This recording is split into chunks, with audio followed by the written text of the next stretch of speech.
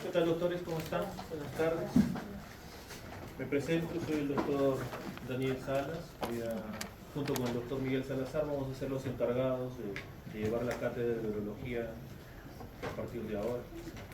Así que, al ser esta nuestra primera clase, quiero comentarles que hemos hecho algunos cambios que hemos considerado necesarios en la currícula. No sé si tenían el sílabus anterior, pero lo hemos modificado algunas cosas. Hemos quitado algunos temas, agregado algunos otros.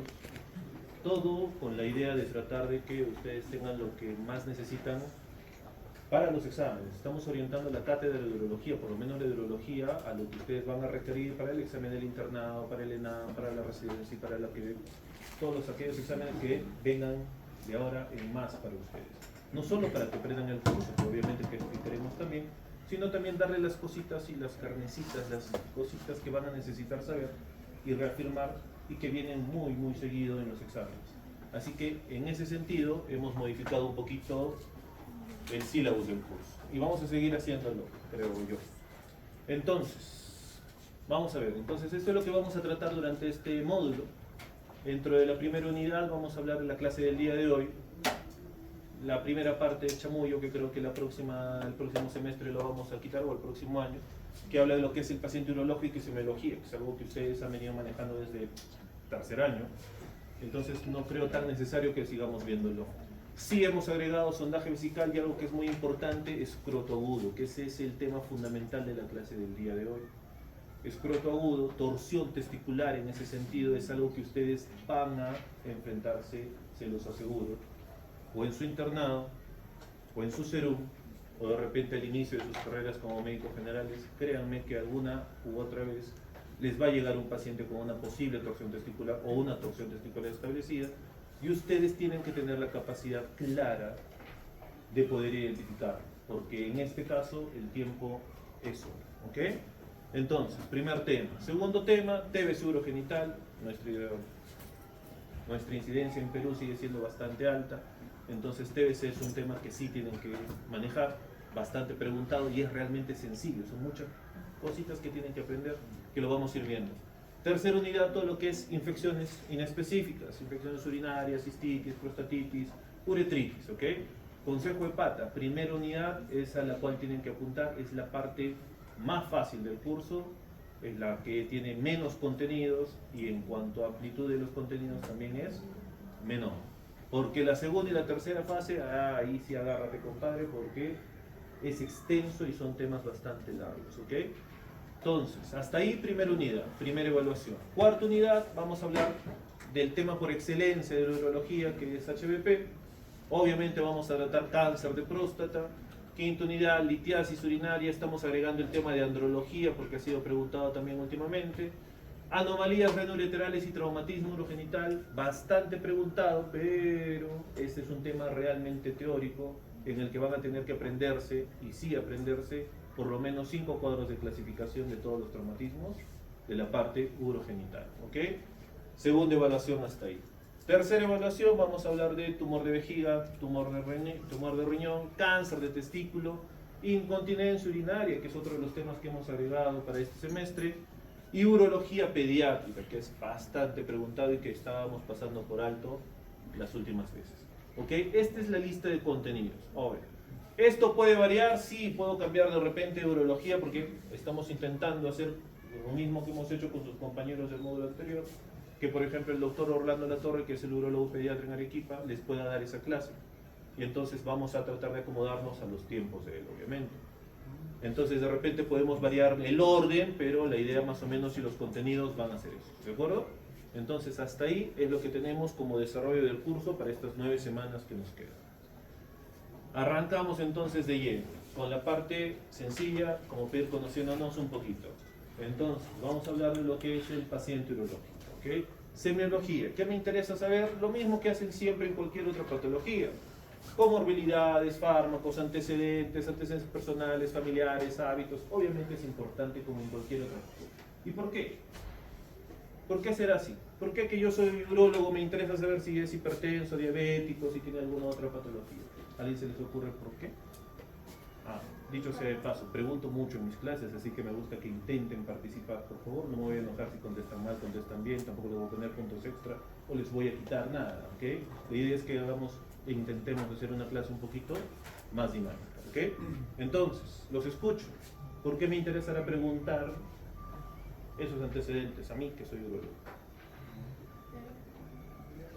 Quizá por los fármacos que está consumiendo el paciente. Claro, hay algunos fármacos que pueden condicionar problemas urológicos. ¿Cómo cuál, doctora? Dame uno.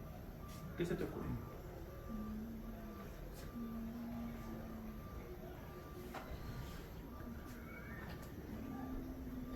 ¿Alguien? Antibióticos nefrotóxicos, ¿Cómo cuál, doctor? aminoglucosis. Sí, me interesa saber, ¿no es cierto? Porque como bien dice el doctor, los aminoglucósidos pueden ser nefrotóxicos, sobre todo la amitacina, entonces el uso prolongado, sí, también. ¿Qué, por ejemplo, otro fármaco para ayudarlos un poco? Los antidepresivos, por ejemplo, ¿no? Los antidepresivos tienen la función de que nosotros nos calman un poquito la ansiedad que podamos tener y hacen que nosotros entremos en un estado de relajación. Y lo mismo pasa con la vejiga. Entonces, cuando la vejiga se relaja, deja de contraerse normalmente y puede provocar incluso en algunos pacientes hasta retenciones de orina o vejigas neurogénicas a la final. ¿Qué otro fármaco, qué otro antecedente me interesa preguntar? De los más comunes, por ejemplo, como comorbilidades. Doctora, ¿cuál? Diabetes. ¿Por qué me interesará la diabetes? ¿Qué puede provocar la diabetes en un paciente urológico? ¿Perdón? Soy sordo, háblame fuerte. Está bien, yo hasta acá te he escuchado, pero creo que lo repito. Hay predisposición ahí. Predisposición a ictus, exacto. Las personas que son diabéticas tienen predisposición a infección urinaria. ¿Y a qué otra cosa tendrá predisposición la diabetes? En el caso de un paciente urológico, como tal.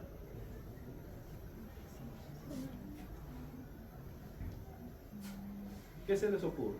¿Qué provoca la diabetes? Como complicaciones que ustedes han pasado de medicina y que estoy seguro que han hecho. Neuropatía, retinopatía, nefropatía, ¿cierto?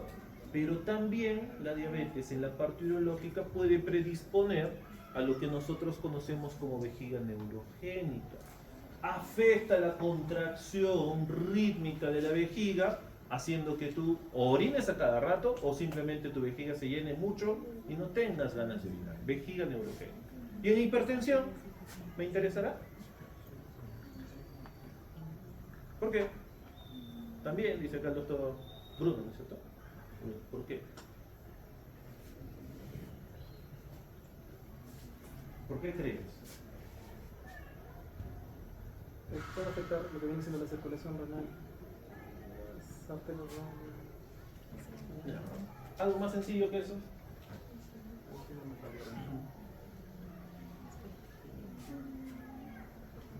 ¿Cuál es el fármaco por excelencia para hipertensión arterial? ¿Qué damos? ECAS, ¿no es cierto? Captopril, enalapril. ¿Y cuál es uno de los factores adversos del uso prolongado de estos ECAS? Medicina, ustedes acaban de pasar. Tos. Los pacientes que usan mucho tiempo prolongado ECAS pueden generar tos crónica. ¿Y qué hace la tos en urología?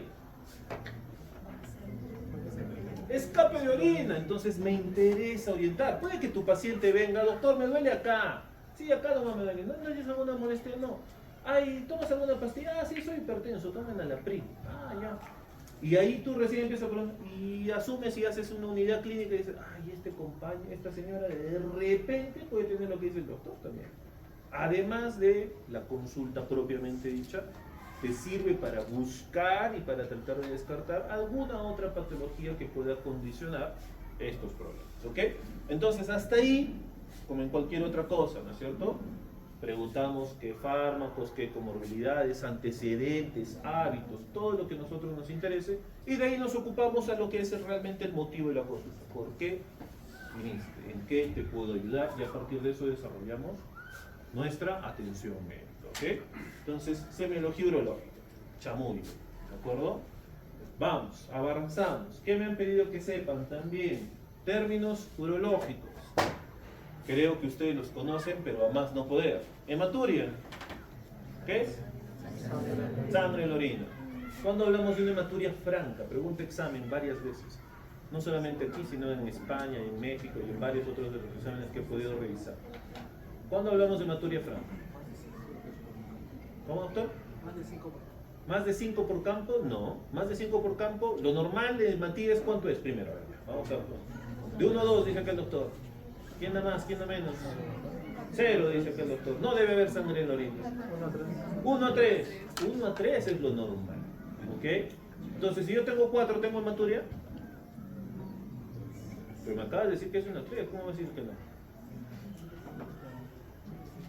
No siempre, ¿ok? Los números son rangos, son parámetros que debemos valorar, pero todo va de la mano con la clínica. Recuerda que esto es apoyo diagnóstico, ¿ok? No te hace el diagnóstico por sí. La clínica siempre y por siempre seguirá mandando. Pero lo que iba, pregunta examen, hematuria franca. ¿Más de? Más de 100, ¿ok? Recuerden. Es una pregunta súper regalada, no pueden fallarle, como dice el doctor. Hematuria franca, más de 100 hematíes por campo. Hematíes. Perdón. Otra cosa. Esto se me estaba olvidando ya que no estoy leyendo la diapositiva. ¿Cuándo hablamos de cuando hay una hematuria inicial, terminal o total? ¿Recuerdan? ¿Han hecho también en medicina la prueba de los 3 vasos? ¿Les han hablado? ¿Les han tocado doctores antiguitos, mayorcitos? ¿No?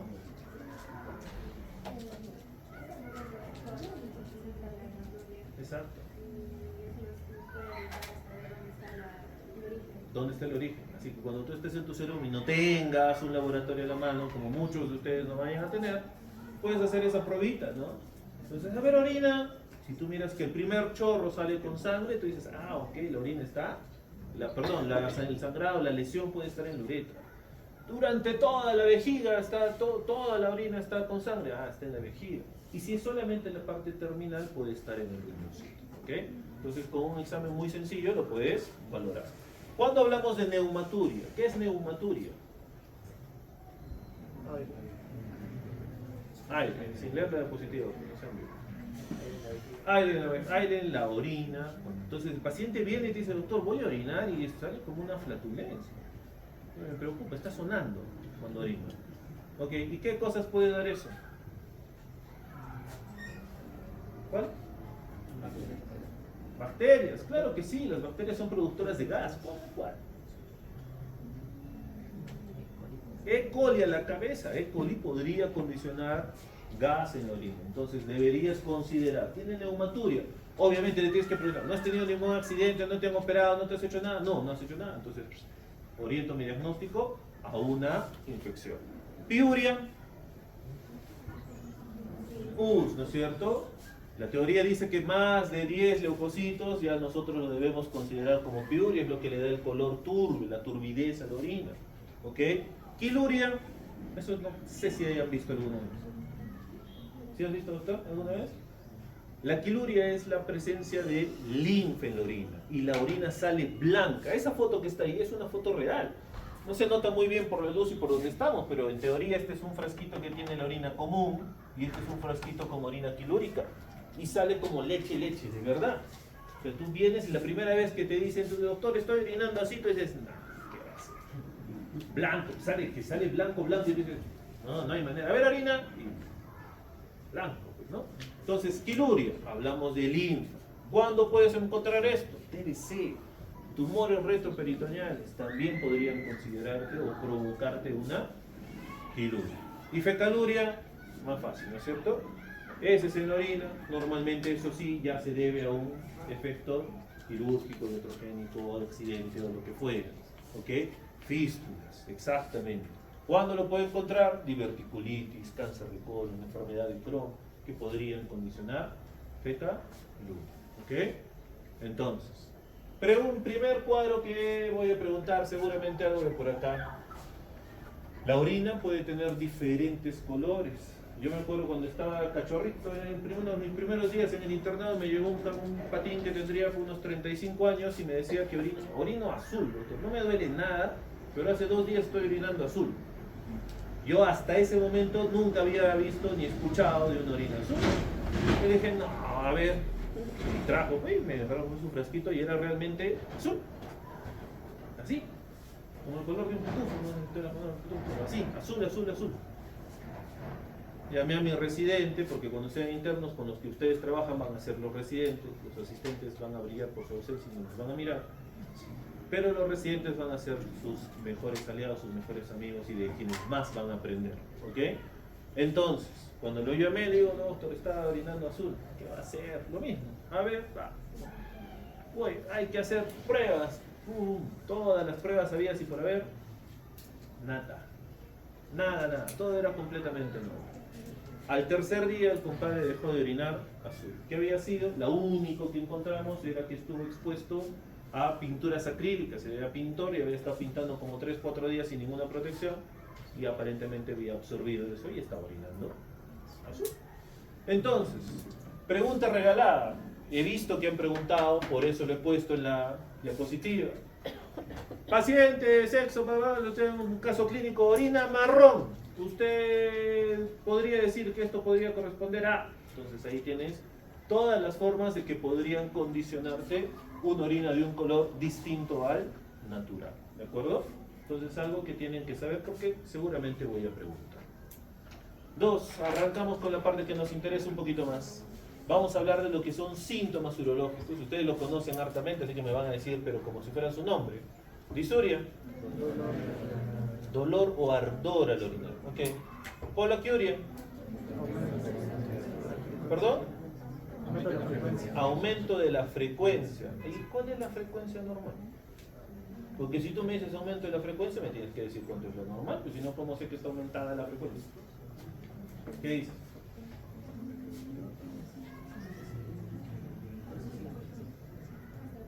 ¿2 a 5? Por ahí dice, escuché eso, ¿sí? 2 a 5. 3 a 5. ¿Durante todo el día? ¿Eh? En realidad es muy variable, ¿ya? La frecuencia puede ser entre 4 y 10 micciones durante el día. Obviamente depende de la cantidad de agua que tomes y obviamente depende de dónde estés. ¿Ustedes no se han dado cuenta, por ejemplo, que cuando están en el hospital rotando, casi que no van al baño? Y cuando están en su casa tranquilos viendo tele, ¿cuántas veces van al baño? ¿Hay diferencia o no? Hay diferencia en tu casa, en un ambiente cómodo, relajado, donde tú te sientes bien.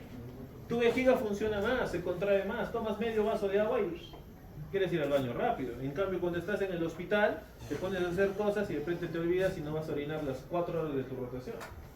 Entonces, también depende del sitio donde estés y del momento en el que lo analices. Urgencia.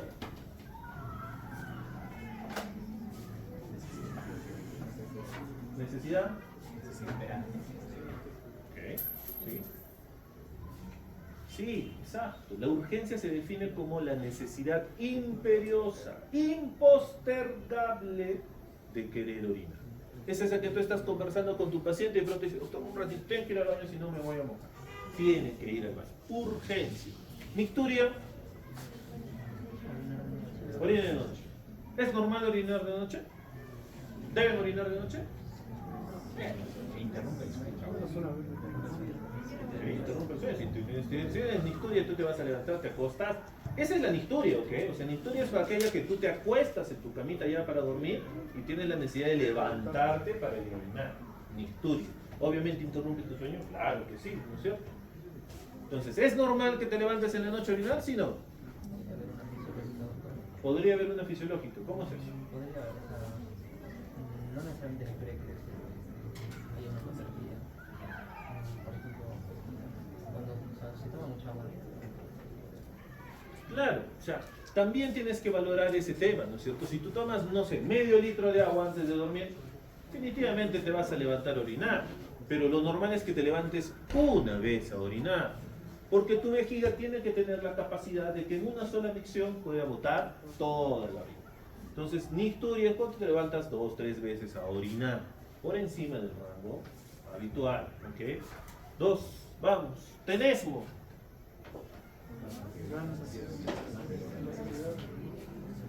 ¿Doctora? No sale nada, no vas al baño y dices, te sales, das 10 pasos y quieres volver a regresar. Tienes la sensación de miccionar, pero no hay éxito, por llamarlo de alguna manera. ¿Y latencia?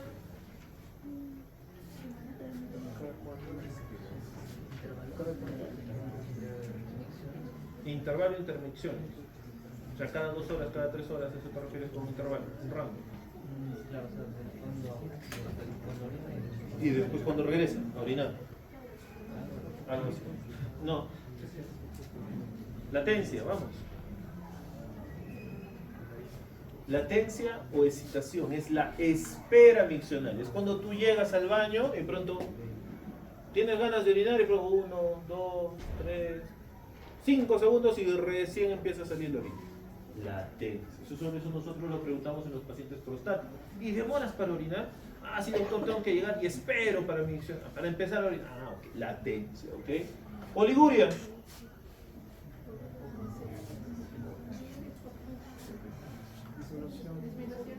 Disminución.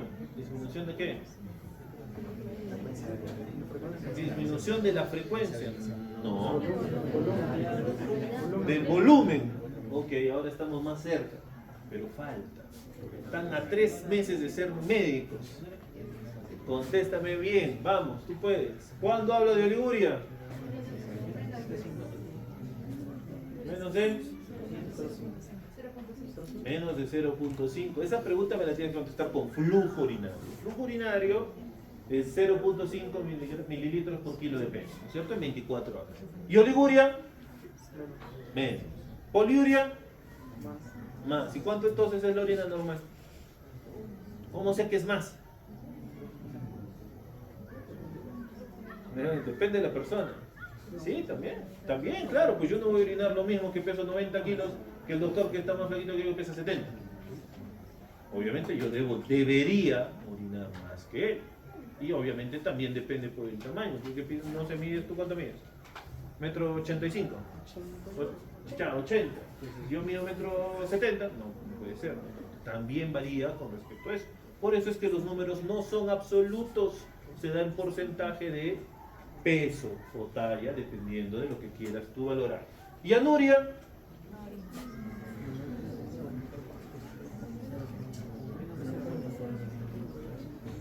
Anuria, ese sí es con valor específico, un valor absoluto. ¿Doctor? O sea, 500 mililitros. 50. Menos de 50 centímetros de orina durante 24 horas. ¿Anuria? No. 100. 300. ¿Ok? Anuria, menos de 300 centímetros de orina en 24 horas. ¿Ok? Incontinencia. ¿A qué le llama incontinencia? Que se sale. Que no controla. Eso es importante, ¿sabes por qué? Porque los pacientes vienen y te dicen, doctor, vengo porque tengo incontinencia urinaria. Entonces, ¿cuál es tu primera pregunta? ¿Y a qué le llamas tú incontinencia urinaria? Ah, es que orino a cada rato. No contengo la orina. Voy a cada rato. ¿Será incontinencia? No. La incontinencia está definida como la pérdida involuntaria de la orina. ¿Ok? Que puede tener varias cosas. De esfuerzo, ¿cuándo hablo de incontinencia de esfuerzo? Al ejercicio, aumenta la presión intraabdominal, tos, me río, estornudo, levanto peso, se me escapa la orina. Urgencia, cuando se sale, cuando no puedes controlar lo que habíamos acordado, recuerden la definición, urgencia, necesidad imperiosa. Entonces no puedes aguantar, tienes que ir. Y cuando no vas, se te escapa. Incontinencia urinaria de urgencia. ¿Y por rebosamiento?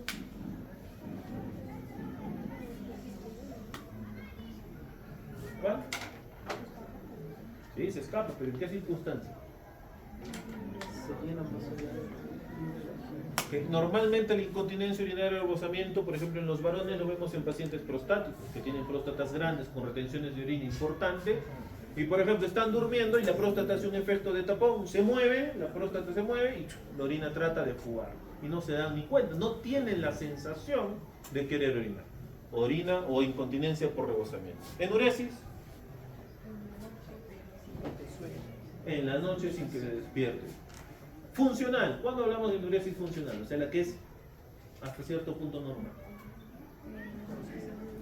¿Doctora? En niños, ¿hasta qué edad?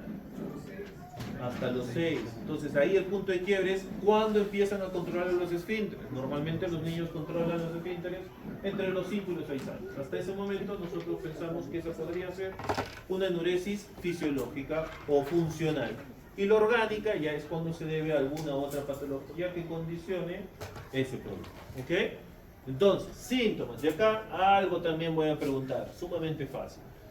Esto lo vamos a tratar muy someramente porque lo vamos a desarrollar en los próximos temas. Entonces hablamos de dolor renal cuando hay obstrucción aguda del ureter, lo que nos llamamos el cólico nefrítico sobre todo.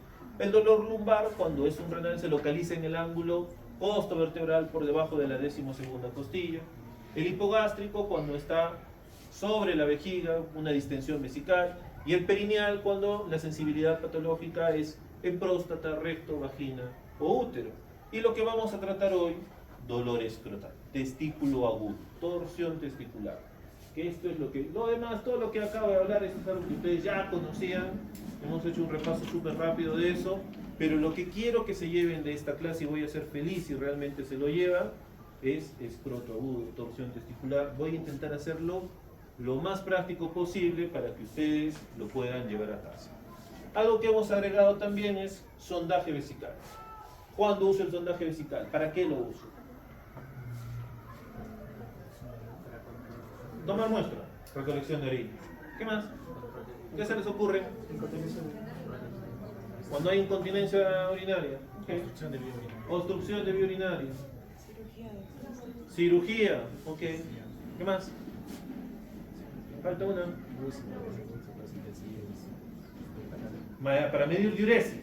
Okay. ¿Algo más? Ya está, retención. Ok. Ahorita lo vamos a ver. Entonces, para sondaje vesical es un procedimiento invasivo que tiene por finalidad restablecer la vía de drenaje. ¿Ok? Puede ser diagnóstico, terapéutico. Podemos tener. Los que están haciendo prácticas en los hospitales estoy seguro que van a tener la posibilidad de colocar sondas, aprender a colocarlos. Es sumamente importante saber colocar una sonda. Parece sencillo, pero hay que hacerlo. Una vez que lo hagas, vas a poder resolver muchísimas cosas. ¿Ok? Entonces, hay tipos de sondas. Látex, de silicona y la que es las de Nelaton, que es el PVC. ¿Ok? Calibres de 8 a 30 y de 20 a 40 centímetros. 8 a 30 French. ¿Cuánto mide un French? ¿Alguien sabe? ¿Se le ocurre?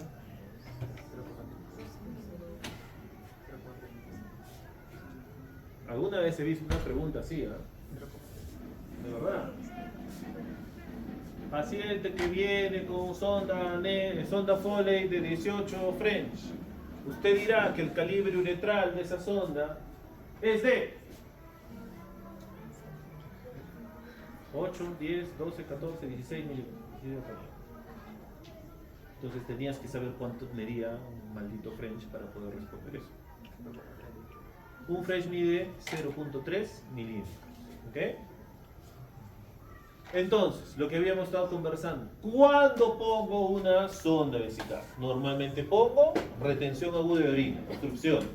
¿Cuándo pongo? Obtención de muestra. ¿Cuándo pongo? Medir diuresis. Todos los pacientes que están en UCI, que ustedes han pasado seguramente alguna vez por UCI, todos tienen sonda. ¿Por qué? ¿La necesitarán? No, no necesariamente, pero ellos valoran la diuresis, miran cómo está funcionando el riñoncito a través de cuánta orina tiene. Entonces, todo paciente que esté en UCI, sonda y sonda. ¿Ok? Lavado vesical, que es el único que les faltaba decir. Normalmente nosotros en urología, cuando tenemos hematurias importantes, colocamos una sonda y hacemos un lavado con clorurito. ¿Ok? ¿Hasta cuándo? Hasta que salga claro. ¿Cuánto crees que es mi récord de lavar una vejiga? 6 litros. Doctora. Bueno, fuera. Yo he lavado una sonda de una vejiga más de 4 horas con ampollas en mis 2 manos.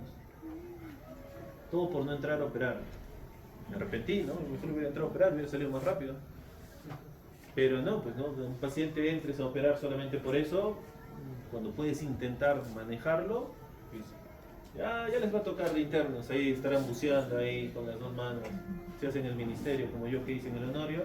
Yo buceo así, con las 2 manos en los pacientes intubados. Toda la noche. O sea, entonces al principio estás así de pronto. Y te despiertas y te pones al día, ¿no? O sea, al toque. Pasa, ya los quiero ver, ahí se van a acordar. Ok, ¿Para qué usamos incontinencia urinaria, como había dicho acá por el doctor? Administración de medicación, es importante. A veces colocamos sondas, por ejemplo, en caso de cáncer de vejiga. Lo opero, le pongo una sondita y hago instilaciones con BCG, con mitomicina. Pacientes que tienen cistitis intersticial, le pongo una sondita y le inyecto ácido hialurónico. Entonces también sirve para tratamiento. Y por último, obviamente, como decía la doctora, en pacientes que se operan, ustedes también van a tener la oportunidad de entrar a la sala de operaciones. Bueno, ahorita estamos en un tema complicado con los cloruros y no estamos operando próstatas, pero cuando se resuelve este momento, pues van a poder tener esa posibilidad de ver una cirugía prostática, ver cómo colocamos la sonda y cómo dejamos la irrigación vesical. Entonces las sondas tienen una característica, todas tienen un distinto color. Está ubicado básicamente por el calibre de la sonda, por la magnitud del grosor de la sonda que se mide en French, que hemos conversado. Entonces la naranjadita, que es la que más utilizamos, es la 16, la roja la 18, la amarilla la 20 y la morada la 22. ¿Ok? ¿Y cuáles son las complicaciones de esta colocación de sonda? La primera es la perforación uretral. Es por eso que ustedes tienen que saber ciertamente cómo se coloca una sonda. ¿Ok? Obstrucción de la sonda, la hematuria ex vacuo. ¿A alguien se le ocurre qué es una hematuria ex vacuo? ¿Han escuchado ese término? Creo que es cuando hacen las compresiones no vesical muy rápido. Exacto, doctor. Normalmente cuando hay un globo vesical tu vejiga está completamente distendida y al estar distendida los vasitos que están en la vejiga se rompen, pero como está a presión la orina no se produce el sangrado. Entonces tú le colocas la sonda, evacúas rápidamente la orina y puede provocarse una hematuria ex vacuo. Ya los estudios han demostrado que no interesa. El paciente que vaya a hacer hematuria ex vacuo la va a hacer, hagas o no hagas, evacúes o no evacúes rápido. ¿Okay? Cuando yo era residente me enseñaron, evacúa hematuria ex vacuo, ¿no? Va, evacúa 500 centímetros, clampa la sonda 5 o 7 minutos y recién sacas el resto. Hacíamos así. Ahora ya los estudios han demostrado que realmente no interesa. El paciente que vaya a hacer hematuria ex vacuo lo va a hacer así, saques la sonda o saques la orina 100%. La va a hacer. Entonces lo que hacemos ahora es saca todo y que pase lo que tenga que pasar. ¿Y cómo lo resuelvo? Lavado vesical. O, cuando es muy importante, vuelvo a llenar el globo vesical. Y entonces la vejiga vuelve a estar distendida y hace compresión y para el sangrado. ¿Ok? Y obviamente las más frecuentes, infecciones urinarias y dolor, porque no es nada bonito tener un tubo por donde nosotros orinamos, y no es una sola vez, sino es... Han tenido, los que han pasado por Yanaguara y los que están en Yanaguara rotando, van a ver que la lista de espera quirúrgica que tenemos es extremadamente larga. Estamos hablando de 800 a 1000 pacientes tranquilamente esperando su turno quirúrgico. Y de ellos, sin exagerar, el 40% será portador de sonda crónica. Entonces esperamos pacientes que tienen sonda 1 año, 2 años. Pobre de ellos, ¿cierto? 2 años, 1 año tener una sonda vesical ahí debe ser terrible. ¿Okay? Entonces, pero es nuestra realidad, ¿qué es lo que vamos a hacer?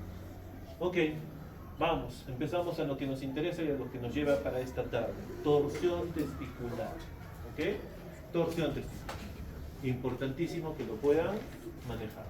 Entonces, ¿cuándo ocurre una torsión testicular? La torsión testicular es, como su nombre lo dice, la rotación, la torsión del conducto espermático, del cordón espermático, que interrumpe primero el drenaje venoso y luego el flujo arterial, con la consiguiente ¿qué? ¿Qué pasa si ocurre eso? Isquemia. ¿Y si hay isquemia y persiste? Necrosis. ¿Y si hay necrosis? Chao, se pierde el tejido, ¿no es cierto? Ok. ¿Cuál es la incidencia? La incidencia es bimodal. Primera pregunta de examen. ¿Cuál es la incidencia de la torsión testicular? Tiene 2. Durante el primer año de vida y durante la pubertad. ¿Cuál es el factor de riesgo más asociado? 10 veces testículos no descendidos. ¿Ok? Y hay 2 tipos de torsión testicular. La extravaginal y la intravaginal, que vamos a desarrollar ahora mismo. ¿Ok?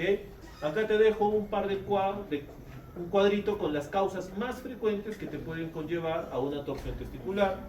Desde las traumáticas, desde las sistémicas, las tumorales, las vasculantes, todas las que pueda haber. ¿Ok? Te lo dejo acá como para que lo tengas de referencia.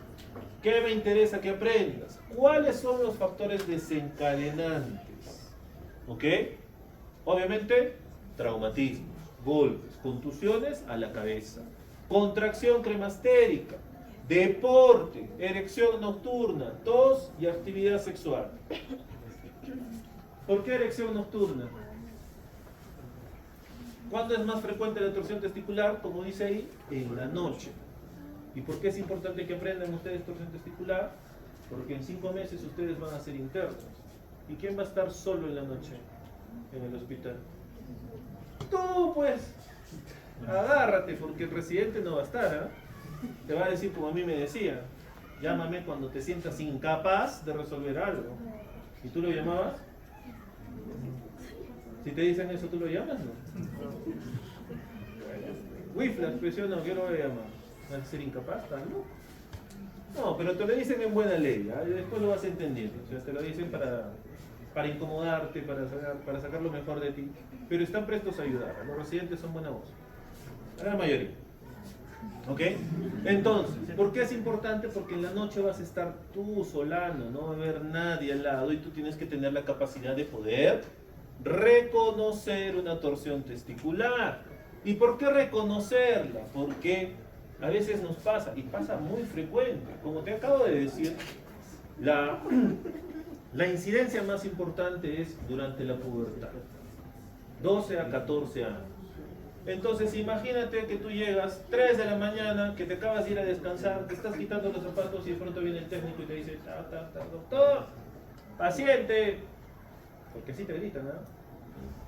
Si haces el ministerio es así de lejos nomás: doctor, paciente. Cuando llegas a la Siberia, ¿saben qué es la Siberia? La Siberia es el cuarto donde los internos o los residentes descansan cuando tienen guardia.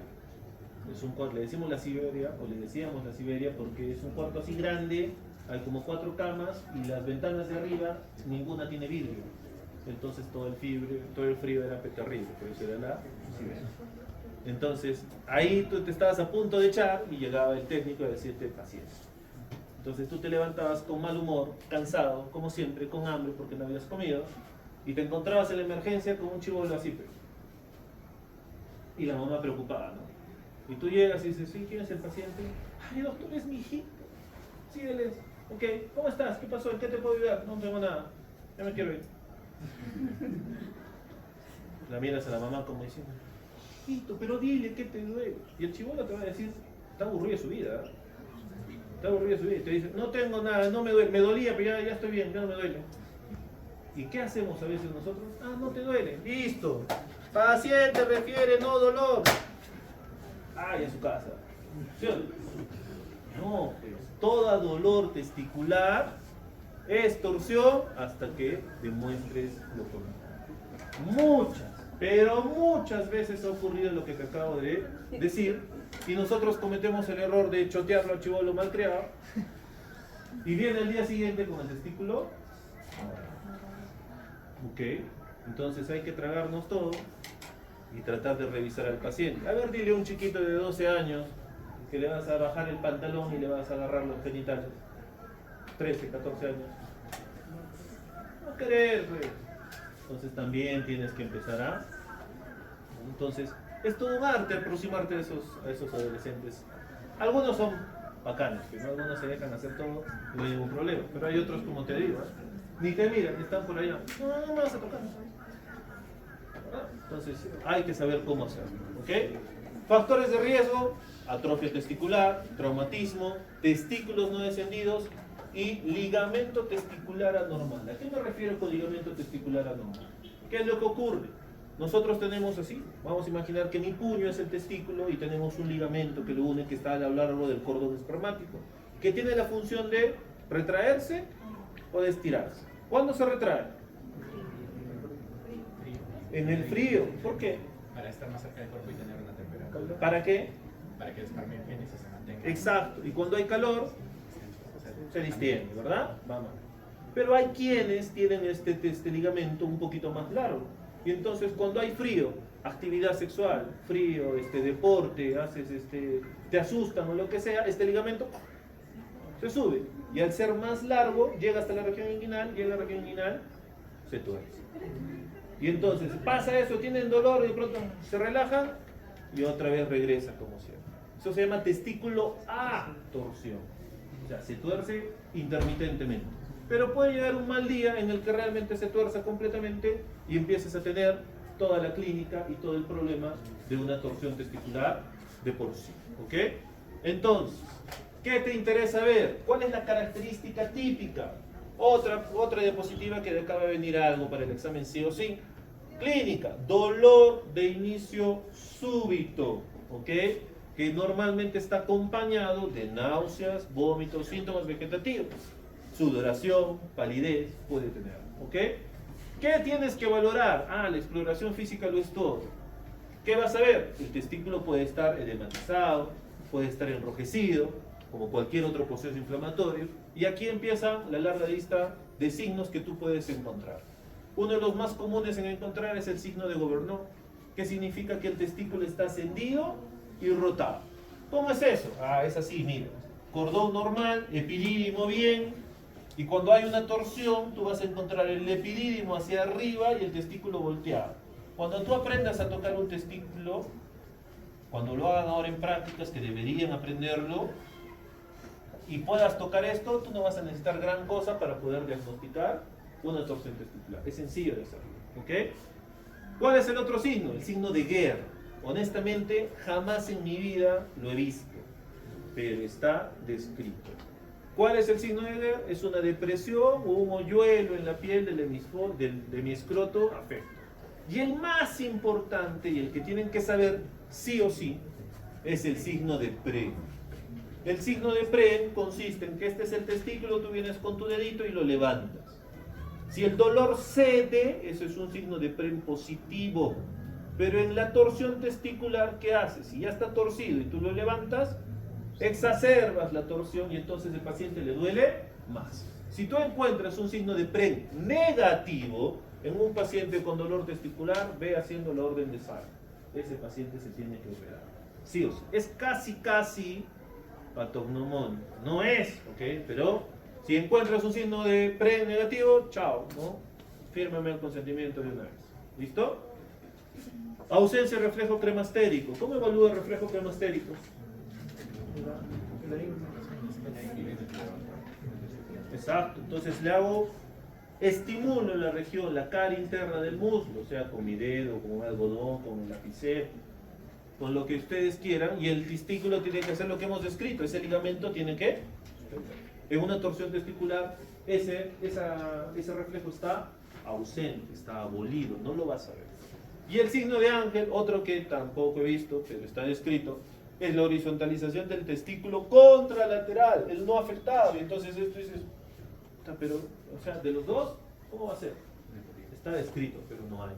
Y hay un signo en el cuadro de apendicitis que puede hacerte asemejar una torsión testicular. ¿Alguien sabe cómo se llama ese signo?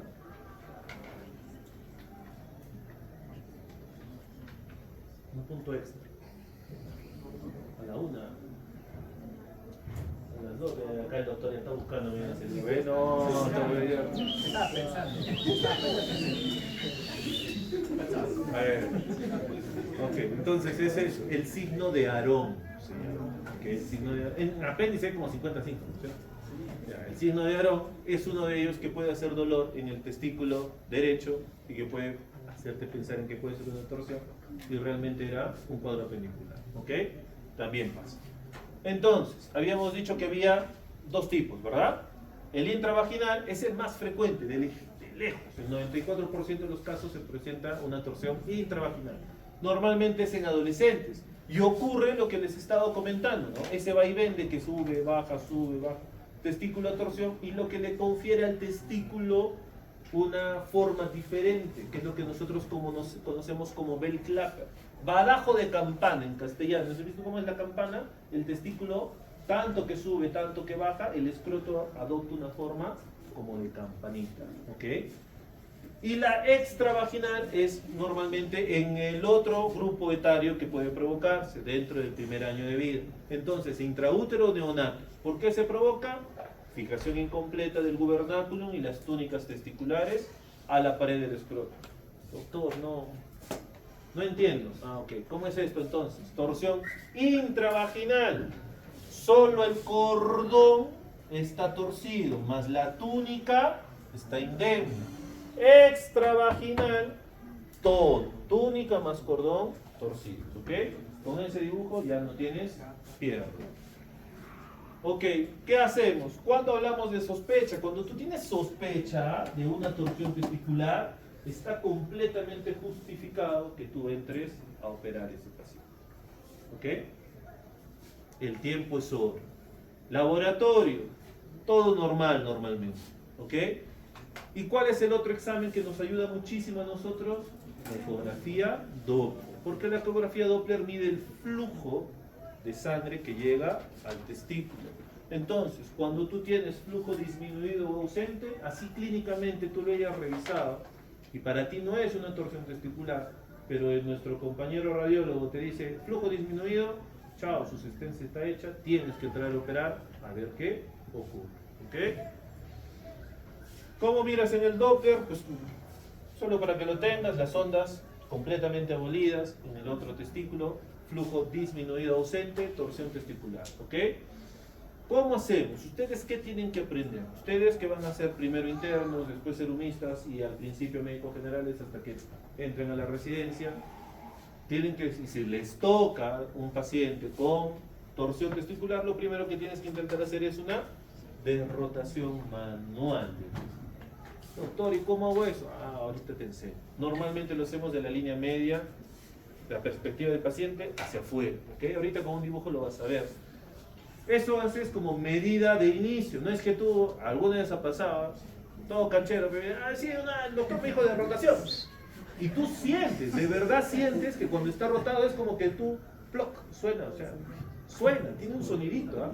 Entonces, madre, ya está. Señora, le acabo de ahorrar una cirugía a su hijo. Agradezcame. No, lo acabas de rotar, pero es un testículo que potencialmente se va a volver a torcer. Entonces lo que tienes que hacer es mándalo al urólogo, ¿ok? No lo dejes ahí, ya lo derroté, se acabó. No, ¿ok? Cuando nada de esto funciona, tu flujo es disminuido, tu flujo es ausente, tienes que entrar a operar. Si el testículo es viable, ¿qué es lo que tienes que hacer? Fijar ese testículo. Si el testículo lamentablemente ya está muertito, lo que tienes que hacer es orquiectomía, sacar ese testículo y fijar el contralateral en un solo tiempo quirúrgico. Porque no puedes darte el lujo de que potencialmente pueda torcerse el otro. Puedes perder uno y no pasa nada. El testículo funciona, puedes tener familia, tus hormonas están iguales, todo bien.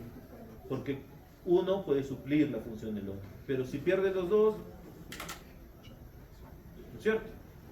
Ok, la tasa de salvamiento para quirúrgico, para testículos, para torsión testicular, idealmente menos de 6 horas. 90 al 100% de los casos dice que vas a recuperar ese testículo. Yo sí he tenido pacientes que han tenido torsiones testiculares de 2 horas y cuando entra a operar el testículo estaba muerto. ¿Ok? Entonces, realmente es opéralo. No es, son 6 horas, bueno, tomo un cafecito y regresamos mientras lo van preparando. No, ya mételo de una vez. Mientras más rápido, mejor. ¿Ok? Entonces, de rotación manual, ¿qué es lo que tienes que saber? Acuérdate de este dibujo. ¿Cómo normalmente se tuerce el testículo? Se tuerce hacia dentro. ¿Y cómo lo vas a derrotar? Hacia afuera. ¿Ok? Entonces, manos hacia adentro. ¿Ok? Listo, la rotación. Entonces, siempre del medio hacia la parte lateral. Y vuelvo. No es que, ya lo detorcí, ya escuché el sonidito, ya el testículo está bien. Porque tú lo detuerces y el paciente es como que, de verdad. Y entonces dices, no, mándalo, ¿ok? Porque en el momento que el paciente haga un esfuerzo, se va a volver a torcer ese testículo, ¿ok? Solamente estás ganando tiempo. ¿Qué es otro que tienes que saber? Porque de esto voy a preguntar sí o sí. El score de twist. Esto es para cuando tú tienes duda, no sabes. Eso no es. Te parece, pero no estás seguro. Entonces, esto te habla. Es un score que te da un porcentaje de posibilidad de que esto sea una torsión testicular. Y en ese sentido hablamos de, por ejemplo, si hay inflamación testicular, 2 puntos. Si el testículo está duro, 2 puntos. Si el testículo está alto, ¿a qué se refiere con alto? Con el signo de Gobernó. Ascendido y horizontalizado, va 1 punto. Reflejo cremastérico ausente, 1 punto. Náuseas y vómitos, 1 punto. ¿Ok? Riesgo bajo de 0 a 2, riesgo intermedio de 3 a 4 y riesgo alto de 5 a 7. Pero doctor, aguanta, pues usted me acaba de decir que el signo más importante que me tengo que aprender es el signo de PRE. Y no está en el score, ¿cómo hacemos? ¿Cómo haríamos? ¿Qué? ¿Para qué va a estar, compadre? Si te acabo de decir que si está presente, chao. Esto es para duda. Si yo tengo un signo de PRE acá, le voy a poner 1000 puntos. Que no vale, no tiene sentido. ¿Ok? Si tienes un signo de PRE negativo, es un paciente con torsión testicular, tienes que entrar a operar. Esto es solamente para el caso en el que realmente dices, puede ser, no puede ser, lo vas a saber ahí. ¿Ok? Y entonces, ¿por qué sirve? Porque nos da justamente el riesgo bajo. Si yo tengo un riesgo bajo con un score de 0, yo digo, ok, tranquilo, esto no es una torsión testicular, una ecografía no voy a necesitar.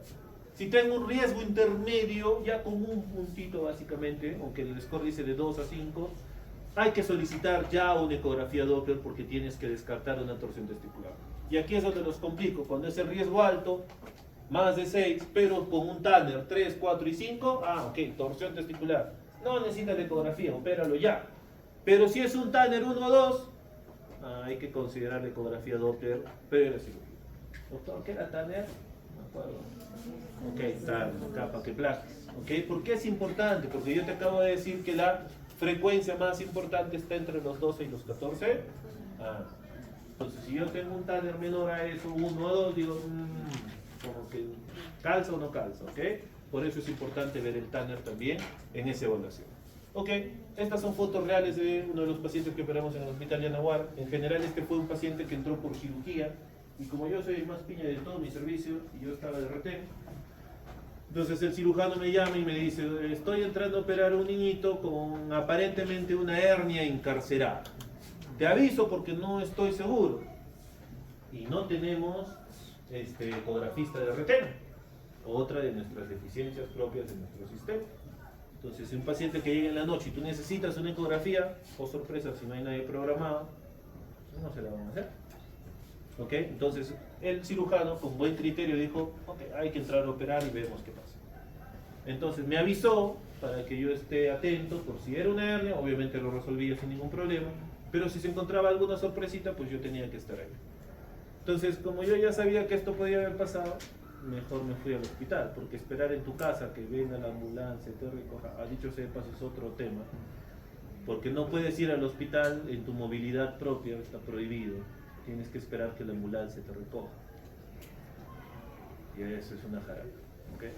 Porque hay una ambulancia para toda la red de Arequipa, y entonces sale una sola vez y va por el radiólogo, el neurólogo, el traumatólogo y todos los demás, y entonces llegas 5 horas después a... Entonces, si realmente era una torsión, yo no tenía tanto tiempo de esperar, entonces me fui al hospital. Entonces, cuando lo vimos, encontramos esto, ¿no? Encontré esta es una lesión indurada, con aumento de volumen, en región inguinal, que tú podías ya valorar. Y lo único que te llamaba la atención es, Chibolo no tenía tanto dolor, pero sí tenía, ¿no?, el testículo eritematoso, enrojecido. Entonces, cuando aperturamos la región inguinal, mira lo primero que encontramos y mira cómo encontramos ya el testículo. Completamente isquémico, muerto, necrótico, ¿no? Entonces, aperturamos todo, el cordón, mira cómo era, ¿no? Cómo estaba recontra torcido y mira cuando lo derrotamos. ¿Ok? Obviamente es un testículo que hay que sacar, no hay otra forma. Hicimos la orquiectomía y mira cómo se mira el otro. Recuerda que te he dicho, cuando tú quitas uno, el otro lo tienes que fijar. Mira la diferencia de un testículo muerto o un testículo completamente sano. ¿Ok? Entonces es importante que ustedes aprendan a reconocer. Hay infinidad de problemas y ahora están de moda los problemas médico-legales. ¿Ok? Y que se te pase por alto un testículo no descendido por las actitudes que te describí hace rato de un paciente, porque vienen así y tú los mandas a su casa y al día siguiente regresan y te encuentras con eso, la mamá no va a decir, ay, mi hijito no se dejó examinar.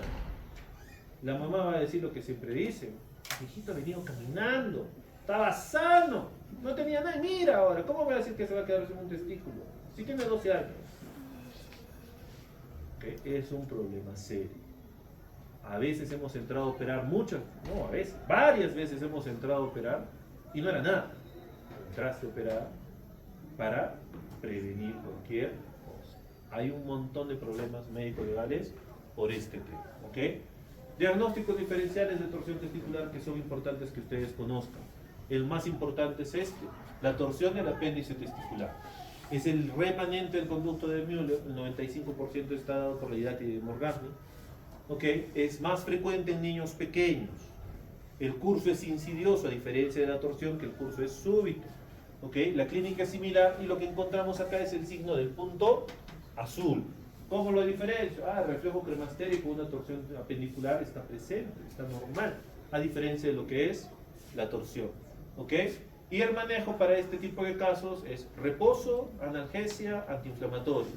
Y si esto persiste o tienes duda de que sea o no sea, vuelvo. La duda, lo rajas nomás.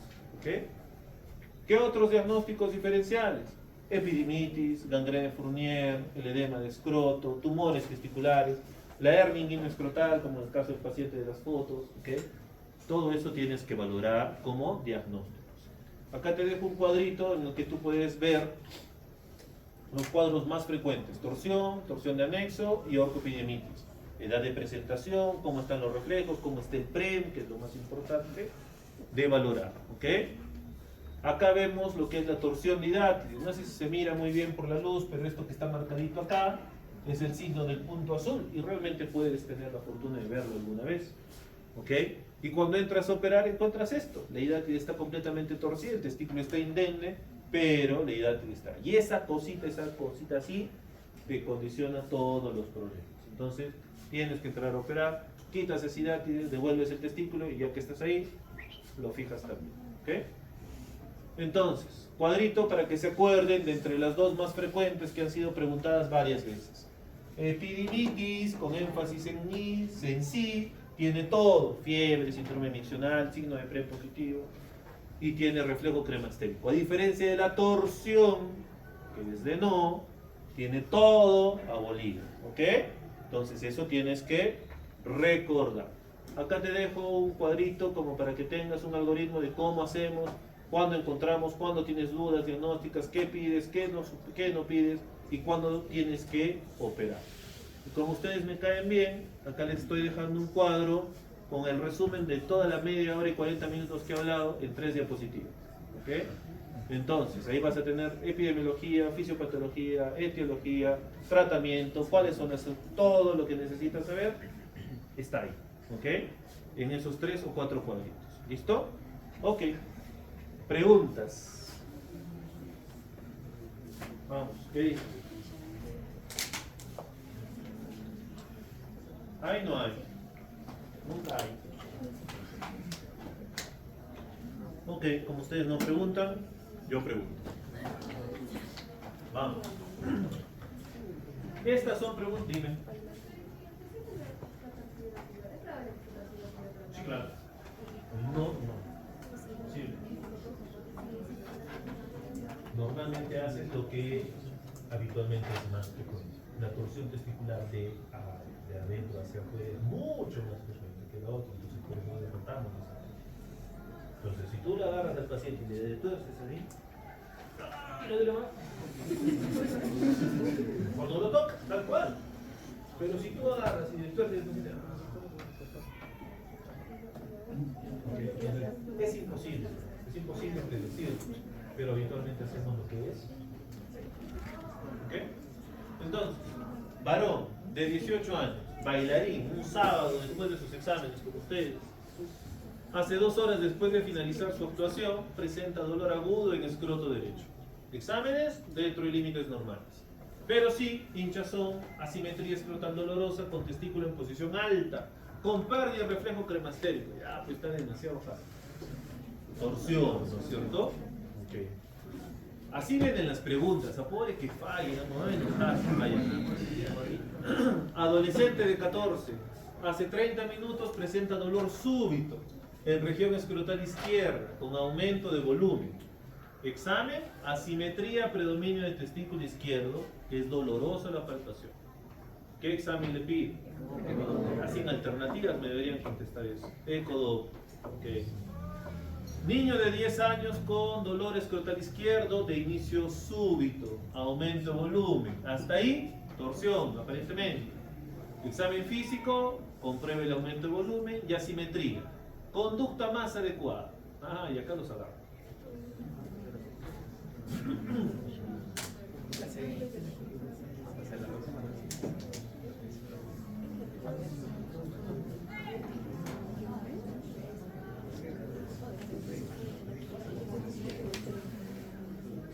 Ese es el chiste de la pregunta, adecuada con inicial.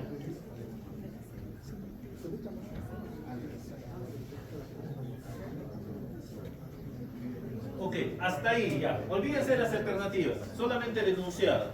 ¿Es una torsión testicular? Sí. ¿100%? Ah, entonces no. ¿Podría ser otra cosa? Claro que podría ser otra cosa. Entonces, ¿cuál sería tu conducta inicial? Exploración quirúrgica. O sea, rajamos a todo el mundo. Reducción manual. ¿Y si no es una torsión, qué reduces? Exacto. A eso, esta pregunta está hecha al propósito. No crean que soy improvisado. Dame chance, dame chance. ¿Por qué te digo?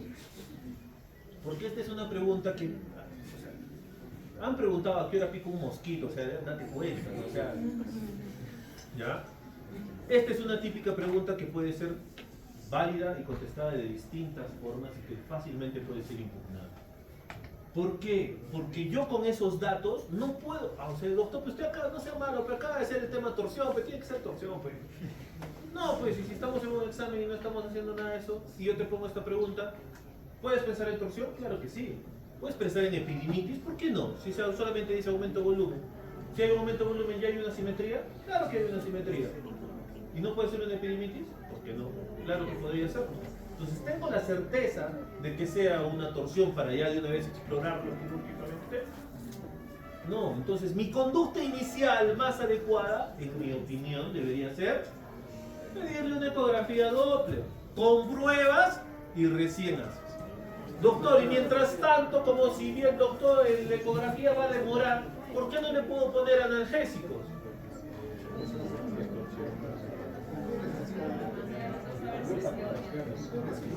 O sea, si le pongo un analgésico, lo destuerzo el testículo. Entonces, mejor no le voy a poner analgésicos y que el ecografista venga en 3 horas y que el chibolo siga retorciéndose de dolor. ¿Está confirmado, doctora?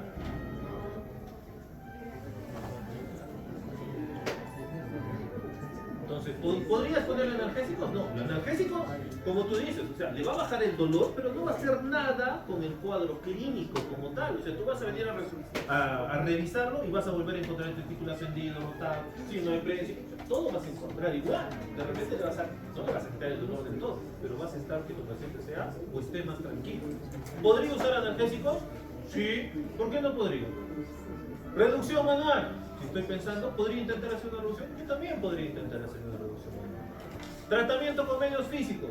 Si hay una inflamación, ¿le puedo poner hielo? Claro. ¿Por qué no podría? Entonces, esta es una pregunta que tiene varias cosas. ¿Dónde está el truco acá? ¿Cuál es el truco? En la palabra adecuada. A la final, cualquiera puede ser adecuada. ¿Sabes por qué fallan siempre y por qué es esto? Tienen que aprender a resolver preguntas también. Estoy tentado a hacer un seminario para que resuelvan preguntas. De verdad, desde el semestre pasado, quiero y no quiero. Después me votan por enseñarles a sacar 20 sin saber leer y escribir. Ok. ¿Qué es lo que ocurre? Acuérdense. Cuando en una pregunta media rara que ustedes no tengan realmente certeza, encuentras una alternativa y otra que se sobreponen, que son completamente distintas, una de las dos es la respuesta. Deja de leer de más. ¿Ok? Entonces, si tú lees exploración quirúrgica después de las 6 horas, no es que solamente por eso es que esa pregunta tendrías que contestar. Porque si no, es debatible. ¿Ah? Podemos hacer ecografía, podemos poner analgésicos, podemos hacer un montón de cosas. Pero si lo que me interesa es contestar la pregunta, cuando dos alternativas se sobreponen, normalmente una de ellas es la respuesta. ¿Ok? Así que por eso ha venido esa pregunta ahí. Varón, 15 años, diagnóstico de torsión testicular, tiempo en horas ideal, ya, fácil, 0 a 6. ¿Ok? Lactante con torsión testicular, factor de riesgo para dicha complicación. Orquídea, más de 10 veces. Están muy fáciles estas preguntas, no pueden fallar. Torsión es un tema regalado. Si viene en el examen, no pueden fallar. No en el de urología, en los otros. Niño de 10 años, llega a urgencia con dolor inguinal y escrotal intenso, comenzó de forma brusca, después de un partido de fútbol. El niño está afectado y se observa tumefacción y dolor en escroto derecho. No se detecta reflejo cremastérico, testículo derecho elevado y rotado. Ah, pues, gato, tiene 4 pies, dice miau, es negro ya. ¿Qué? ¿Qué hago?